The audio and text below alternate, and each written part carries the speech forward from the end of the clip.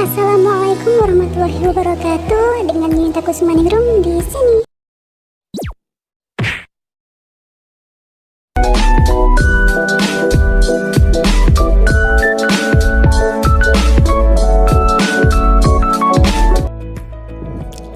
Baik, sesuai judul, di sini saya akan membahas tentang opini publik dalam teknologi informasi di masa pandemi. Berbicara tentang pandemi, kita tahu ya bahwa saat ini negara kita tidak sedang baik-baik saja. Sejak wabah virus yang melanda dunia pada akhir tahun 2019 lalu, virus ini terus berkembang dan menyebar ke berbagai negara dan memberikan dampak yang luar biasa besar, tak terkecuali di Indonesia. Di Indonesia sendiri, pandemi ini tidak hanya berdampak pada sektor perekonomian, tetapi juga pada sektor pendidikan, kesehatan, dan juga pemerintahan, di mana banyak sekali pekerja di PHK, perusahaan gulung tikar, pendidikan yang tidak optimal, hingga melonjaknya angka kematian. Setelah terdampak pandemi kurang lebih hampir 2 tahun lamanya, tentu saja masyarakat menjadi gerah dan tidak sabaran. Mereka berulang kali menyerukan kekecewaan dan kekesalannya kepada pemerintah. Mereka beranggapan bahwa pemerintah tidak kompeten dalam menghadapi pandemi ini. Mereka yang awalnya patuh mengikuti protokol kesehatan lambat laun menjadi semakin abai. Di samping itu, angka kematian terus-menerus meningkat hingga sampai pada titik yang bagi masyarakat itu angkanya terdengar sangat tidak masuk akal. Hal ini mulai menimbulkan beberapa pertanyaan seperti, benarkah COVID itu ada? Benarkah angka kematian begitu besar? Atau ini semua hanya sebuah konspirasi pemerintah? Yang dimana pertanyaan-pertanyaan ini menjerumus pada hilangnya kepercayaan masyarakat pada pandemi dan juga pemerintah. Nah, dilihat dari urutan kronologis tentang hilangnya kepercayaan masyarakat, jika ditilik ulang, kita akan menemukan salah satu variabel besar yang menggiring masyarakat pada keyakinan demikian. Lalu, apa sih yang menjadi variabel besar tersebut? Opini. Apa sih opini itu? Jadi, opini adalah sebuah pendapat, di mana pendapat ini memiliki dua kemungkinan. Yang pertama, kemungkinan benar, dan yang kedua, kemungkinan salah. Sekilas dilihat tidak ada yang salah kan dengan berpendapat. Namun bagaimana jika pendapat tersebut semakin membesar dibarengi dengan semakin banyaknya orang yang mempercayainya? Maka hal ini akan menjadi sebuah opini publik. Opini publik menurut Wikipedia adalah pendapat kelompok masyarakat atau sintesis dari pendapat dan diperoleh dari diskusi sosial dari pihak-pihak yang memiliki kaitan kepentingan. Kesimpulannya adalah opini publik merupakan opini atau pendapat sekelompok masyarakat. Di zaman teknologi informasi yang sangat canggih seperti ini, membuat opini dalam sebuah publik sangatlah mudah. Kita hanya perlu bersuara atas nama sekelompok mayoritas, lalu dibumbui dengan bukti-bukti yang terlihat nyata, maka opini publik tersebut telah siap. Apalagi jika kita berbicara untuk kelompok yang dirugikan, simpati, empati, yang sejatinya memang dimiliki oleh semua orang akan keluar. Mereka akan mendukung opini tersebut, bahkan memperjuangkannya. Artinya mereka akan membuat hal yang mereka perjuangkan itu sesuai fakta dan logika mereka. Entah opini itu berbuntut pada hal positif ataupun negatif, selama realitas sejalan dengan opini, maka opini ini akan menjadi opini publik yang akan sangat dipercayai. Selanjutnya, jika opini publik yang dibangun berujung positif tanpa menimbulkan dampak negatif, maka itu adalah hal baik. Namun jika opini itu berujung pada hal yang negatif, maka apa yang akan terjadi? Dan juga selama di masa pandemi ini sudah tidak terhitung berapa banyak opini tentang virus dan juga pemerintahan yang sudah terbentuk. Bentuk penyuaraannya pun berbeda-beda. Ada yang melalui konten seperti YouTube, TikTok, Instagram, sampai cuitan-cuitan di Twitter. Entah itu mengajak pada prokes, memakai masker, menjaga jarak, ataupun hal-hal yang membuat keributan dan berujung pada pelanggaran prokes. Saya akan menyelipkan beberapa konten yang berkaitan dengan pandemi. Kasus corona di Indo bikin melongo. Pengetatan PPKM Mikro. Tahan dulu jangan neko-neko. Jangan sampai kamu sembrono. Pengen liburan coba lihat saldo. Mumpung gratis ayo vaksin. Ajak semua orang yuk. Yeah, biar merata. Vaksin yuk.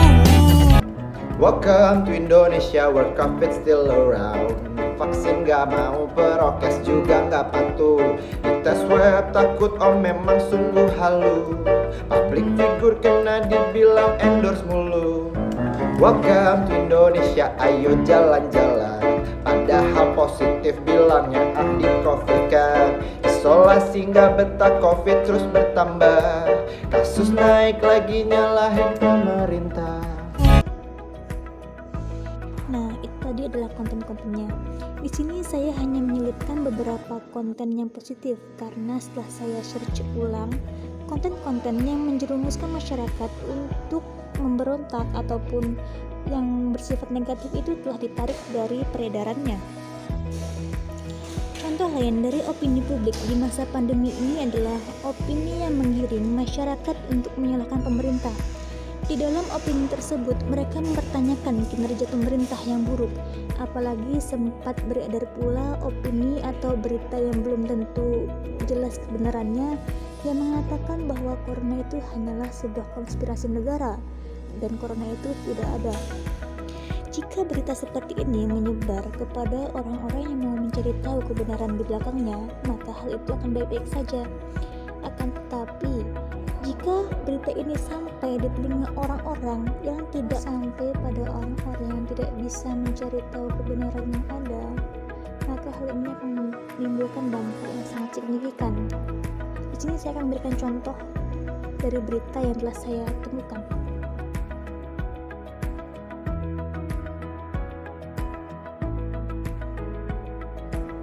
Nah, sangat buruk sekali bukan dampak dari berita-berita yang tidak jelas, berita-berita hoax, opini-opini publik yang berseliweran. Itu berdampak bagi sebagian masyarakat yang tidak tahu cara mencari kebenaran di balik berita yang beredar. Mirisnya lagi, konten-konten yang menyuarakan aspirasi tetapi berujung pada pelanggaran prokes atau konten-konten yang bersifat negatif lebih diminati. Konten-konten ini akan lebih banyak menerima like dan juga banyak yang akan share. Bahkan di kolom komen-komenannya itu banyak sekali yang memuji, memberi support dan lain sebagainya. Akan tetapi konten-konten yang mengajak untuk memakai masker, mengikuti prokes dan lain sebagainya itu hanya sedikit yang like, apalagi yang share sedikit. Lalu bagaimana sih sebaiknya kita untuk mencari informasi di masa pandemi di tengah-tengah banyaknya berita-berita hoax ini? Ya, salah satu caranya adalah kita menyaring kembali berita-berita yang berseliweran. Karena jangan hanya percaya pada berita-berita yang sering kita dengar atau berita-berita yang sering lewat di beranda FYP ataupun lini mas ataupun TL kalian. Karena hal itu tuh belum tentu sebuah kebenaran. Kita harus mencari tahu dulu sumbernya, mencari tahu kebenarannya. Jangan hanya menelan mentah-mentah karena itu dapat merugikan diri sendiri. Dan untuk menyikapi pandemi kali ini, saya menyarankan pada teman-teman semua untuk mengikuti protokol kesehatan. Karena sejatinya protokol kesehatan itu benefitnya untuk kita masing-masing, bukan untuk orang lain. Jadi tidak ada salahnya kita menaati prokes. Mungkin hanya ini yang dapat saya sampaikan. Kurang dan lebihnya saya mohon maaf. Waalaikumsalam warahmatullahi wabarakatuh.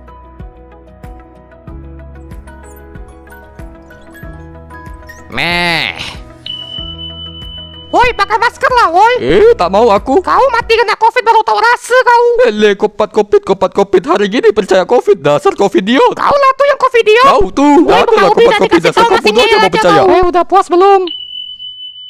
Tono, kau tengok dia tuh, masa dia nggak percaya COVID? Ya udah kalau dia nggak percaya ya gak usah dipaksain, kan hak berpendapat dia. Tuh kan bener, COVID itu nggak ada. Teman-temanku semua juga nggak percaya COVID. Ya tunggu sampai Anda terpapar COVID, kita lihat teman-teman Anda berani tidak menjenguk Anda. Yang peduli dan merawat Anda kan juga keluarga dan nakes. Emangnya teman-teman Anda nanti kasih sumbang siapa terhadap Anda? Betul tuh, makanya percaya COVID dong. COVID sangat amat berbahaya sekali. Anda juga, penyebab panic buying juga karena Anda yang percaya melebihi batas, sehingga informasi hoax juga dipercaya. Hei Tono, jadi kau ini percaya COVID atau enggak sih? Percaya sewajarnya, waspada sewajarnya, dan mencegah sewajarnya. Tapi Tono, kan COVID ini banyak menyebabkan kematian. Sesungguhnya yang mati ialah rasa kemanusiaan kita. Kenapa ada orang mengaku tidak percaya COVID? Sebenarnya mereka bukan tidak percaya, tapi sudah muak dengan apa yang terjadi. Dana bansos dikorupsi, alat swab bekas dijual, masker ditimbun, obat-obatan diborong sehingga yang membutuhkan malah tak dapat. Mereka kecewa karena manusia tak lagi manusiawi. Yang kaya akan panic buying, yang miskin cuma bisa panic selling. Yang kaya akan stay at home, yang miskin akan stay hungry. Yang di bawah diminta taat prokes, yang di atas malah ada oknum yang terang-terangan gelar pesta. Sesungguhnya virus COVID memang banyak merenggut nyawa manusia. Namun, virus yang lebih besar ialah egoisme yang merenggut peri kemanusiaan. Kenakan masker lah, gak percaya COVID memang hak kau, tapi mendapatkan rasa aman juga hak kami. Oh lah, kau juga jangan terlalu parno lah. Jangan gampang percaya hoax, borong ini, borong itu, nggak guna lah. Dah ya, abang berdua usah bertekak lagi. Tono pulang dulu ya. Tono, kau nak kemana? Aku balik nonton TV, mau tengok perkembangan usulan pembangunan rumah sakit untuk pejabat tuh.